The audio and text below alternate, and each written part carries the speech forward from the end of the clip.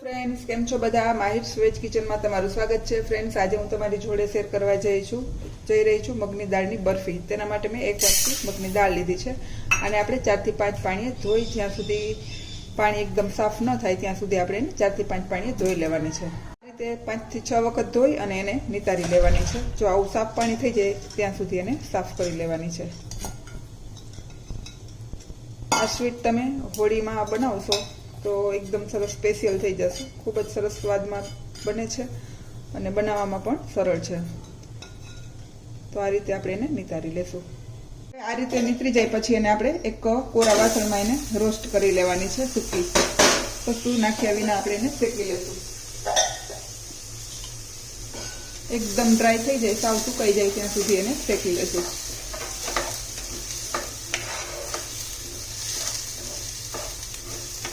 મગની દાળનો હલવો તો આપણે ઘણી વખત બનાવતા હોય, પણ આ એક બરફી છે, તમે બનાવશો તો ખરેખર એનો સ્વાદ પણ તમને ગમશે અને બનાવવામાં તો એ ખૂબ જ સરળ છે.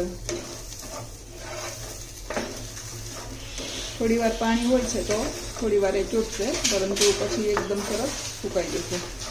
તો આ રીતે આપણે એને ફાસ્ટ ગેસ પર શેકી લઈશું, જ્યાં સુધી એ પાણી સૂકે નહીં ત્યાં સુધી. તમે જોઈ શકો છો આપણી દાળ છે અડધી શેકાઈ ગઈ છે. હજી જ્યાં સુધી એક એક દાણો છૂટો ન પડે ત્યાં સુધી આપણે એને શેકી લેશું. અને આમાં આપણે બ્રાઉન કે એવી ડિઝાઇન ન પડવી જોઈએ એ રીતે શેકવાની છે. હલાવવામાં એકદમ ઝડપ રાખવાની છે. તમે જોઈ શકો છો એકદમ છૂટા છૂટા દાણા સરસ એવા થઈ ગયા છે અને આપણી દાળ સરસ એવી શેકાઈ ગઈ છે. અને એમાં એક પણ દાળમાં આપણે બ્રાઉન જેવો કોઈ સ્પોટ્સ આવેલો નથી. તો આ રીતે આપણી દાળ શેકાઈ જાય પછી એને ઠંડી કરવા દેશું. શેકાઈ જાય પછી એક મોટા વાસણમાં એને ઠલવી અને એકદમ ઠંડી થવા દેશું.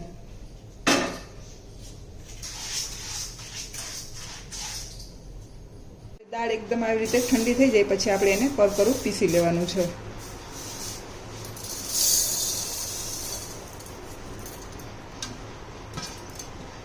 આ રીતે આપણે સરસ એવું કરકરું એને દળી લેશું. જે વાટકીના માપથી આપણે મગની દાળ લીધી હતી એ વાટકીના માપથી ઘી લેવાનું છે. એનાથી ઓછું તમારે યુઝ કરવું હોય તો પણ ચાલે અને વધારે પણ કરવું હોય તો ચાલે. હવે ઘી ગરમ થાય એટલે જે આપણે મગની દાળનો લોટ તૈયાર કર્યો એને એડ કરી દઈશું અને એકદમ સરસ એને ધીમા ગેસ પર શેકશું. તો તમને એવું લાગે કે અહીંયા ઘી ઓછું છે તો આપણે પાછળથી પણ એડ કરી શકીએ છીએ. અને ઓછું ઘી ખાવાનું પસંદ કરતા હોય તો તમે ઓછા ઘીમાં પણ બનાવી શકો છો.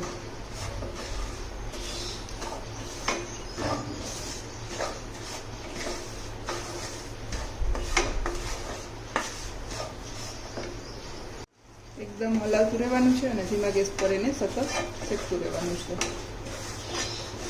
સરસ સ્મેલ આવે ત્યાં સુધી એને આપણે શેક્યા રાખવાનું છે.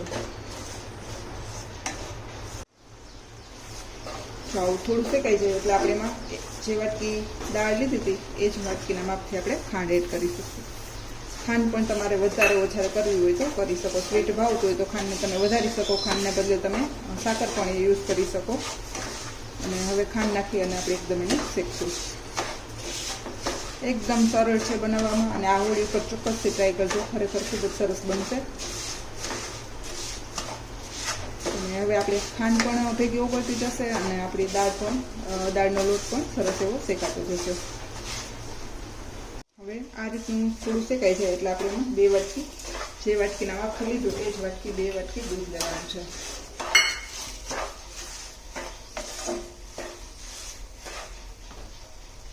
દૂધ તમે તમારા મુજબ કોઈ પણ ભેંસનું ફેટવાળું તમને જે ફાવે એ એડ કરી શકો છો.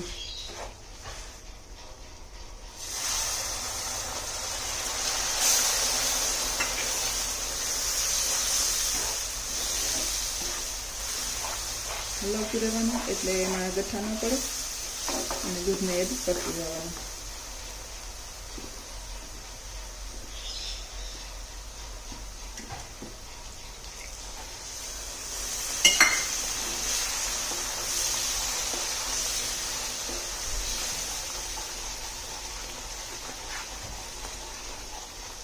થોડો કલર થોડો વ્હાઈટ લાગે એટલે આપણે થોડો કલર નાખવાનો છે, યલો કલર. અને જો તમારે ન નાખવો હોય તો પણ બિલકુલ ઓપ્શનલ છે, પણ નાખશો તો કલર સરસ એનો આવશે અને જોઈને આપણે ખાવાની ઈચ્છા થઈ જશે. અને હવે જ્યાં સુધી એકદમ તળિયું છોડે અને એકદમ સરસ એની બરફી જેવી ખીરાની થઈ જાય ત્યાં સુધી આપણે એને સતત હલાવતું રહેવાનું છે. દૂધ છે એકદમ સરસ મગની દાળ છે દૂધમાં પાકી જશે, તો સતત એને હલાવતું રહેવાનું છે, જેથી કરીને આપણે જે ખાંડ એડ કરી એની સરસ ચાસણી જેવું બની જશે અને આપણી બરફી એકદમ સરસ વળી જશે.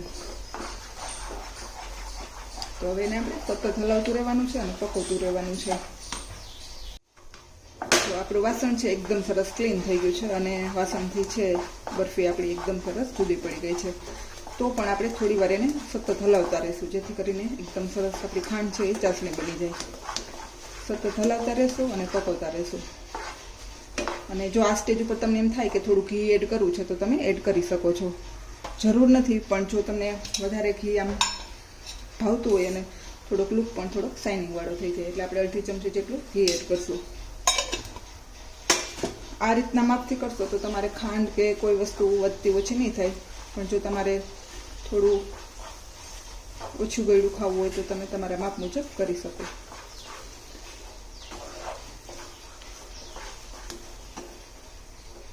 હવે આ રીતનું બની જાય ને પછી આપણે એક વાસણમાં એને બહાર લઈ લેવાનું છે અને આપણે જોવાનું કે આનું છે એકદમ સરસ આવી રીતેથી ચોટતું નથી. તો હવે આપણો બરફીનું પલ્પ છે એકદમ સરસ રેડી છે, આપણે એને નીચે ઉતારી લેશું. આ રીતે એને એક વાસણમાં આપણે એને ઢાળી દેશું.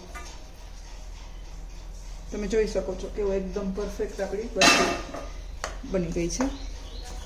જો તમારે થોડા નાના પીસ કરવા હોય તો તમે એ રીતે એરેન્જ કરી શકો છો, અને મોટા કરવા હોય તો અને પતલા કરવા હોય તો તમે આખી થાળીમાં પણ કોઈ પણ નાનું વાસણ હોય એમાં એરેન્જ કરશો તો એકદમ સરસ એના ચિપ્સ બનશે. તો હું અત્યારે ફક્ત અડધામાં કરું છું, જેથી કરીને આપણા પીસ છે એકદમ સરસ સ્ક્વેર શેપના બનશે. તે એકદમ પ્રેસ કરતું જવાનું, જેથી કરીને એકદમ સરસ એ ઉપરથી લીસું બની જાય. તો પ્રેસ કરી અને એકદમ એને આપણે લીસું બનાવી લેશું.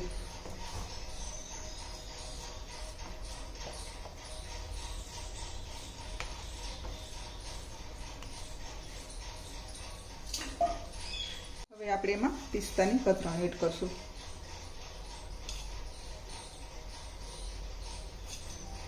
તમે કોઈ પણ ડ્રાય ફ્રૂટ તમને ગમતા હોય એડ કરી શકો છો.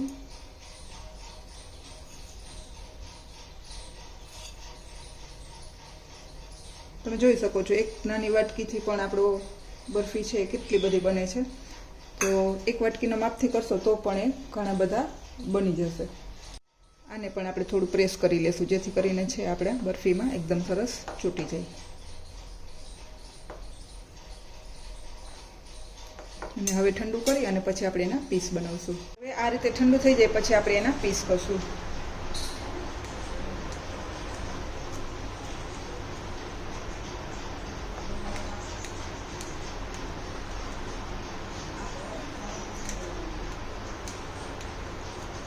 તો આ રીતે આપણે આડા અને ઊભા કટિંગ કરી લેશું. તમે જોઈ શકો છો એકદમ સરળથી એકદમ સરસ જુદા પડી જાય છે. તો હવે આપણી મગની દાળનો બરફી એકદમ રેડી છે. હવે એને સર્વ કરશું. તો ફ્રેન્ડ્સ, તૈયાર છે મારી મગની દાળનો બરફી. જો તમને મારી આ રેસીપી પસંદ આવે તો લાઈક કરજો, શેર કરજો અને સબસ્ક્રાઈબ કરવાનું ભૂલતા નહીં. અને આ હોળી પર ચોક્કસથી ટ્રાય કરજો, ખૂબ જ સ્વાદિષ્ટ બને છે. Thank you, bye bye.